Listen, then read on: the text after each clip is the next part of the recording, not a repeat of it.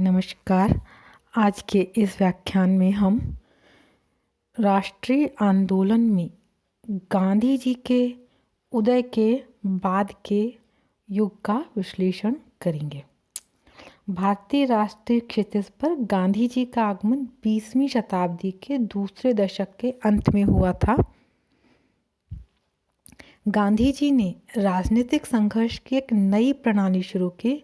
इस प्रणाली का प्रशिक्षण उन्होंने अपने दक्षिणी अफ्रीका के प्रवास काल के दौरान प्राप्त किया था।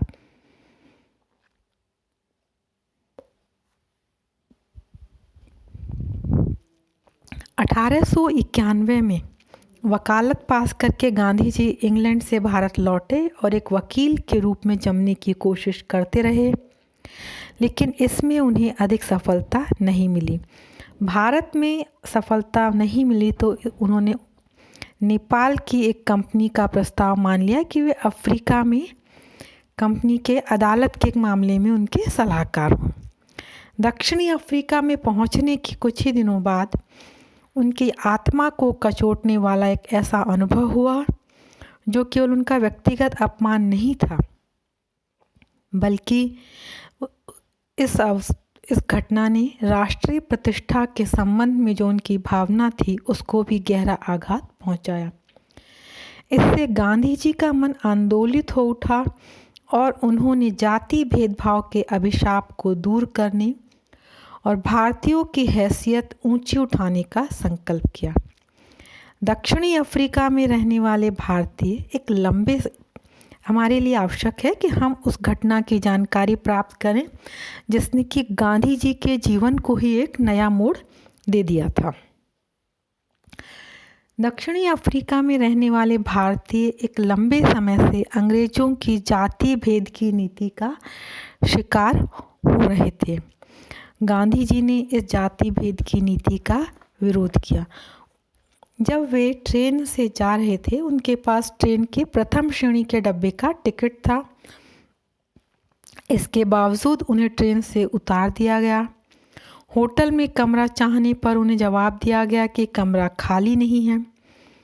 गांधी जी ने प्रिटोरिया, जो कि दक्षिणी अफ्रीका में एक जगह है, वहां पर भारतीयों की एक बैठक आयोजित कर उनसे अंग्रेजी अत्याचार का विरोध करने की अपील की। प्रिटोरिया में अपने मुवक्किल का मुकदमा समाप्त होने पर गांधी जी स्वदेश लौटने की तैयारी करने लगे। इससे पूर्व ही भारतीयों को मताधिकार से वंचित करने का मामला उठा। इसके अलावा उन पर 3 पाउंड प्रतिवर्ष का मतदान टैक्स लगाया गया। इस रंगभेद की नीति का विरोध करने के लिए गांधी जी महीना भर रुकने के लिए तैयार हो गए, किंतु उनका यह रुकना महीनों में नहीं वरन वर्षों में बदल गया और वे 22 वर्ष बाद ही अफ्रीका से लौट सके। दक्षिणी अफ्रीका में गांधी जी ने सत्याग्रह आंदोलन किया। उसके सकारात्मक परिणाम आए। गांधी जी के दक्षिणी अफ्रीका के संघर्ष की कहानी के इस पहले दौर में, यह दौर है 1894 से 1906 का।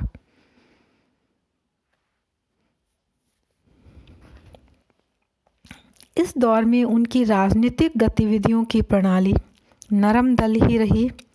इस काल में वे संबद्ध सरकारों को ज्ञापन और याचिकाएं ही भेजते रहे। उनका विश्वास था कि ब्रिटिश सरकार को सच्चाई का पता लगते ही वह इस अन्यायपूर्ण नीति को समाप्त करने की कोशिश करेगी। भारतीयों को संगठित करने के लिए उन्होंने नेशनल भारतीय कांग्रेस का गठन किया और इंडियन ओपिनियन नामक एक अखबार भी निकाला। इस समय के उनके आंदोलन को इतिहासकार सुमित सरकार ने अनिवार्यतः व्यापारियों और वकीलों का आंदोलन कहा है। 1906 से दक्षिणी अफ्रीकी संघर्ष के दूसरे भाग का प्रारंभ होता है। यहाँ भारत में भी जो है इस समय उग्र राष्ट्रवादी आंदोलन प्रारंभ हो जाता है। इस समय तक इन उपनिवेशों की जो राजनीतिक स्थिति है उनमें परिवर्तन हो गया और उन्हें स्वायत्तता प्राप्त हो गई। तो 1906 के बाद गांधी जी ने भी एक नई शुरुआत प्रारंभ की। यहाँ से मूल गांधीवादी पद्धति का हमें दर्शन होता है। दक्षिणी अफ्रीका में गांधी ने टॉलस्टॉय में फार्म और फिनिक्स सेटलमेंट की स्थापना की। यहाँ पर कार्यकर्ताओं को अहिंसक सत्याग्रह का प्रशिक्षण दिया गया। इसके अंतर्गत विशिष्ट कानूनों के शांतिपूर्ण उल्लंघन, सामूहिक गिरफ्तारियां, हड़ताल एवं मार्च निकालने की योजना सम्मिलित थी। इसके समग्र प्रभाव का स्पष्टतः दोहरा स्वरूप था। जन सामान्य का उभार, किंतु साथ ही जन गतिविधि को पूर्व निर्धारित सीमाओं तक और अहिंसक पद्धतियों तक ही कड़ाई से सीमित रखना। 1906 में ट्रांसवाल में एक रजिस्ट्रेशन अध्यादेश निकला, जिसके अनुसार हर भारतीय को रजिस्ट्रेशन करवाना अनिवार्य था। भारतीयों ने गांधी जी के नेतृत्व में इस कानून को न मानने का निर्णय किया। इस बीच सरकार ने एक और कानून बनाया। इसका उद्देश्य प्रवासी भारतीयों के प्रवेश को रोकना था। दो और मुद्दे थे जिन पर गांधी जी ने अवज्ञा आंदोलन चलाया। पहला वे विवाह जो ईसाई पद्धति से संपन्न नहीं हुए थे, उन सभी को अवैध घोषित कर दिया। और दूसरा, भूतपूर्व अनुबंधित श्रमिकों पर 3 पाउंड का कर लगाया था। इसके उत्तर में गांधी जी ने सविनय अवज्ञा आंदोलन प्रारंभ किया। समझौता वार्ता शुरू हुई। कई बार की लंबी बातचीत के बाद दक्षिणी अफ्रीकी सरकार ने भारतीयों की मुख्य मांगें मान ली। उन पर जो लगाया गया 3 पाउंड का टैक्स था, उसे खत्म कर दिया गया। भारतीय विवाहों को वैध मान लिया गया। अप्रवास एवं निवास नियंत्रणों में ढील दी गई। शराबबंदी प्रथा को समाप्त करने संबंधी मांगे भी मान ली गई। बिना शस्त्र उठाए शांतिपूर्ण उपायों से विरोधी को झुकाया गया। आने वाले समय में इन्हीं तरीकों को, जिन्हें कि सत्याग्रह, अहिंसक प्रतिरोध एवं सविनय अवज्ञा कहा गया, अखिल भारतीय स्तर पर अपनाया गया। 1915 में गांधी जी 46 वर्ष की उम्र में भारत लौटे। वे अपने देश और जनता की सेवा के लिए अब प्रस्तुत थे। भारत आने पर उन्होंने अपने कार्यक्षेत्र के बारे में निर्णय करने से पूर्व भारतीय स्थिति का अध्ययन किया। उन्होंने प्रमुख उदारवादी नेता गोखले की यह सलाह मानी कि देश की वास्तविक स्थिति से परिचित होने के लिए उन्हें 1 वर्ष शांतिपूर्वक बिताना चाहिए। 1916 में उन्होंने अहमदाबाद में साबरमती आश्रम की स्थापना की, ताकि उनके अनुयायी और मित्र सत्य और अहिंसा के आदर्शों को सीख सकें और व्यवहार में ला सकें। 1917 में उन्होंने सत्याग्रह और अहिंसा के आधार पर 2 प्रमुख सफलताएं प्राप्त की। पहली, भारतीय मजदूरों को बलपूर्वक अंग्रेजी उपनिवेशों में काम करने के लिए ले जाने की पद्धति को बंद करवाना।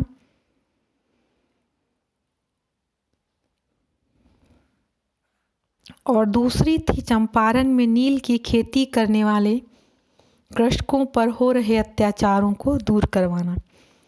चंपारण के पश्चात अहमदाबाद में मजदूरों की हड़ताल को सफल बनाना और खेड़ा जिलों में कृषकों को लगान में छूट दिलवाना उनके अहिंसात्मक सत्याग्रह की महत्वपूर्ण सफलता थी। अब हम देखते हैं ये जो गांधी जी की प्रारंभिक सफलताएं थी उनके बारे में, उनके जो प्रारंभिक अनुभव थे। इसमें सबसे पहले हम जो चंपारण सत्याग्रह है उसका जिक्र करते हैं। चंपारण में 19वीं शताब्दी के प्रारंभ में अंग्रेजी बागान मालिकों ने किसानों को एक अनुबंध के तहत अपनी जमीन के 3/20वें हिस्से पर नील की खेती करने को बाध्य किया। इस पद्धति को तिनकठिया पद्धति कहते थे। 19वीं शताब्दी के अंत तक नील की मांग काफ़ी कम हो गई थी। किसान और बागान मालिक दोनों ही इसकी खेती से छुटकारा पाना चाहते थे। गोरे बागान मालिकों ने लगान व अन्य गैर कानूनी करों की दरें बहुत बढ़ा दी ताकि किसानों से किए अनुबंध से मुक्ति पाई जा सके। चंपारण के किसानों ने अपनी इस समस्या के समाधान के लिए गांधी जी को आमंत्रित किया। सरकार ने गांधी जी के चंपारण प्रवेश पर प्रतिबंध लगा दिया, लेकिन गांधी जी ने इस आदेश की अवहेलना की। ब्रिटिश सरकार इस विषय को अनावश्यक महत्व नहीं देना चाहती थी, इसलिए उसने गांधी जी को चंपारण में प्रवेश की अनुमति दे दी। गांधी जी के साथ साथ राजेंद्र प्रसाद, कृपलानी, महादेव प्रसाद आदि ने गांव में घूमकर किसानों से इनकी जानकारी प्राप्त की और सरकार द्वारा नियुक्त किए गए आयोग, जिसके वे स्वयं भी सदस्य थे, को इस बारे में आश्वस्त करने में सफल हुए कि तिनकठिया पद्धति समाप्त कर दी जानी चाहिए। इस पद्धति को समाप्त करने का जो प्रभाव था, मनोवैज्ञानिक प्रभाव अधिक था। बेतिया के एसडीओ ने अपनी एक रिपोर्ट जो कि 19 अप्रैल 1917 की है, उस रिपोर्ट में लिखा है कि गांधी जी प्रतिदिन अज्ञानी जन समुदाय की कल्पना को आसन्न स्वर्ण युग के स्वप्न दिखाकर रूपांतरित कर रहे थे। जनता यह मानने लगी थी कि अब गांधी जी के नेतृत्व में उनके अच्छे दिन आने वाले हैं। दूसरा महत्वपूर्ण जो आंदोलन है वो गुजरात के खेड़ा जिले का है। गुजरात के खेड़ा जिले के किसान समीप के अहमदाबाद शहर के लिए अनाज, कपास और तंबाकू उगाते थे। यहाँ 19वीं शताब्दी के अंत के अकाल और महामारियों के कारण किसानों की हालत खराब हो गई और उनके लिए सरकार को मालगुजारी देना बहुत कठिन हो गया।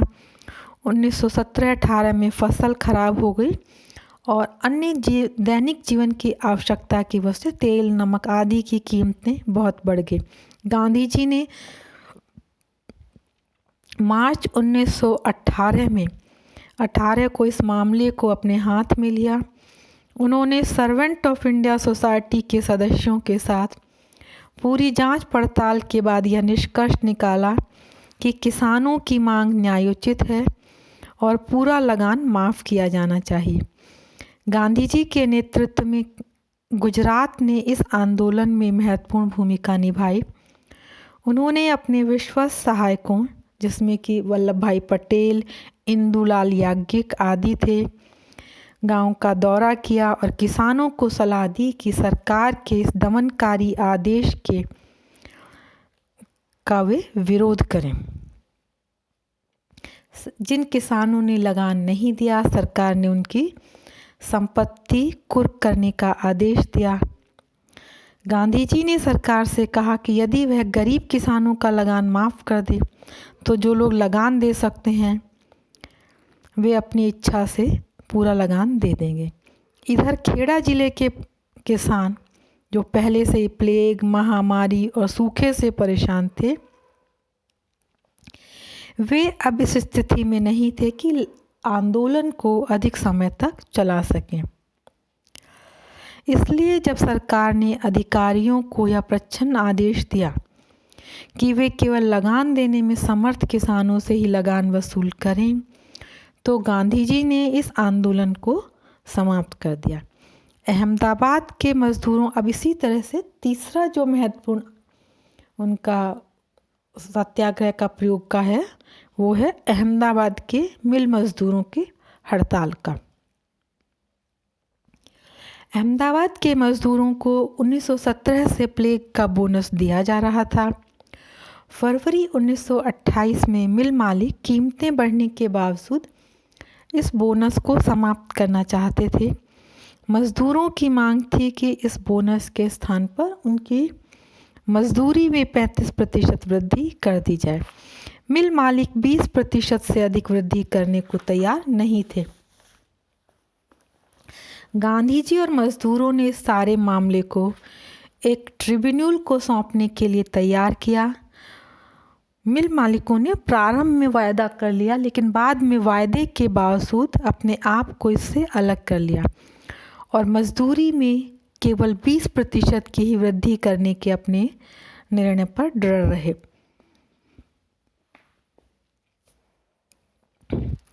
इससे क्षुब्ध होकर, दुखी होकर मार्च 1918 में गांधी जी के नेतृत्व में अहमदाबाद के मिल मजदूरों ने हड़ताल कर दी।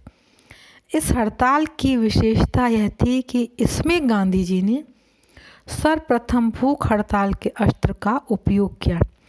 ऐसा करने के पीछे उनका उद्देश्य मजदूरों का उत्साह बढ़ाना था। उस समय के एक डिस्ट्रिक्ट मजिस्ट्रेट ने एक रिपोर्ट में कहा है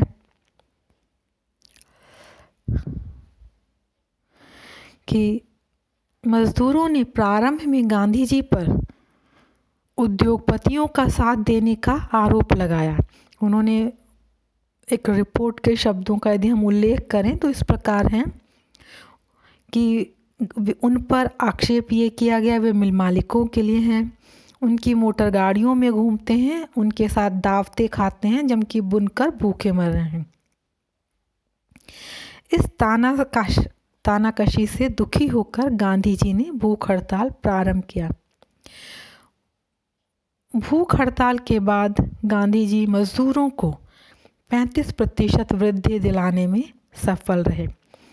अपने इन अनुभवों से गांधी जी भारतीय जनता के संपर्क में आए। उन्हें भारतीय जनता की ताकत और उनकी कमजोरी का पता लगा। शुरुआती दिनों के इन तीनों आंदोलनों, चंपारण, खेड़ा और अहमदाबाद की मिल मजदूरों की हड़ताल के इन आंदोलनों का यह भी महत्व है, इस दौरान अनेक ऐसे कार्यकर्ता उनके संपर्क में आए जो गांधी जी के साथ आगे चलकर उनके आजीवन अनुयायी बने। इन महत्वपूर्ण कार्यकर्ताओं में बिहार के राजेंद्र प्रसाद, अनुग्रह नारायण सिन्हा, गुजरात के वल्लभ भाई पटेल, महादेव देसाई, इंदुलाल याज्ञिक और शंकरलाल बैंकर आदि थे। इन आंदोलनों ने गांधी जी को भारतीय राजनीति में एक लोकप्रिय नेता के रूप में स्थापित कर